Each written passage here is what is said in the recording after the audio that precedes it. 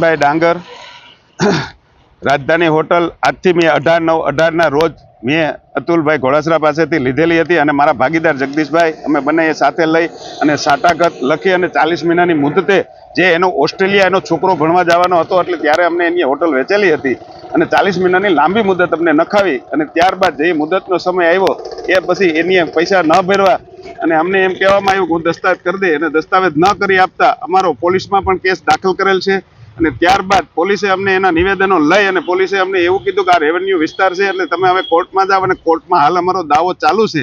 ત્યારબાદ court pass પછી અમારો દાવો ચાલુ હોવાથી અને જીઈબીમાં વારંવાર અને અરજીઓ ખોટી અરજીઓ વારંવાર કરેલ છે. અમે આ બધી અરજી આપેલી હતી. અમને મારા પાર્ટનરને આજથી 5 મહિના મોર મારા ભાગીદાર જગદીશભાઈને ધમકી પણ આપી ગયેલ છે. તેનો સીસીટીવી વિડીયો સાથે મેં પોલીસમાં અરજી જે મારા ભાગીદાર આપેલી હતી અને અમે જાદવ સાહેબ પીઆઈને 2 વખત મળી અને કહી આવેલ કે આ લોકો અમને માનસિક શારીરિક રીતે ટોર્ચર કરે છે અને એના મેસેજ પણ અમને મારા પાર્ટનરને રાતે મેસેજ પી અને જે કાંઈ હોય મેસેજ નાખે છે વારંવાર અને એની અરજી આપેલી હતી અને વિડીયો આપેલી હતી અને ધમકી આપી ગયેલો હતો કે ભાઈ તમે હોટલ ખાલી કરી દો.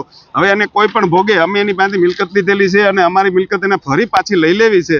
આ એક હેતુથી વારંવાર અને હું રાજકારણમાં જ્યારથી આપમાં જોડાણો છો અને પણ કંઈ પણ બને એટલે આ રાજકીય રીતે કિનાખોરી રાખી અને પોતે ચાલુ સત્તામાં ભાજપના ઈશારે અને અધિકારીઓ પાસે કામ કરાવે છે.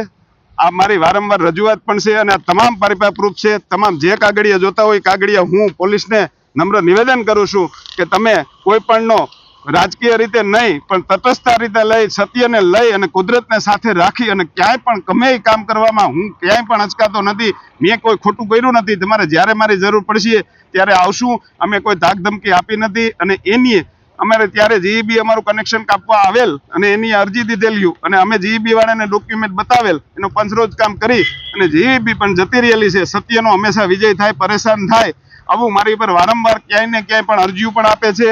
અમારી ઉપર માનસિક ટોર્ચર આપે છે. અમને એક ક્લિપ મેં પણ એક મીડિયા મારફતથી ક્લિપ પણ આપું છું. અમને જેમ ફાવે એમ મન ફાવે એમ ગાળો પણ આપે છે. આ બધી અરજીઓ અમે પોલીસમાં આપેલી છે. આ 2018/9/18 રોજ મેં હોટલ લીધેલી છે. એના તમામ પ્રૂફ ને બધું પોલીસ પાસે છે.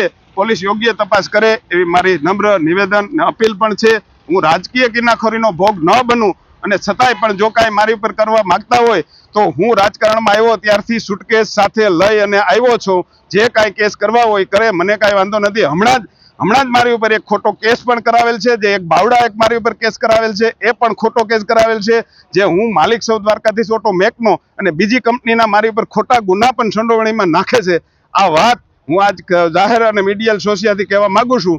કોઈ પણ વસ્તુ અમે કોઈ અમને પરેશાન કરશે આ અમે સલાવી લેવામાં નહીં આવે. જે કાંઈ એ છીએ અમે સુટકેસ ભરેલી રાખે. જેટલા ગુના હજી વધારાના કરવા હોય તો કરે. છેલ્લા 5 થી 6 મહિનાની અંદર મારી ઉપર ઓછામાં ઓછા 5-6 ગુના પણ દાખલ વારંવાર કરવામાં આવે છે.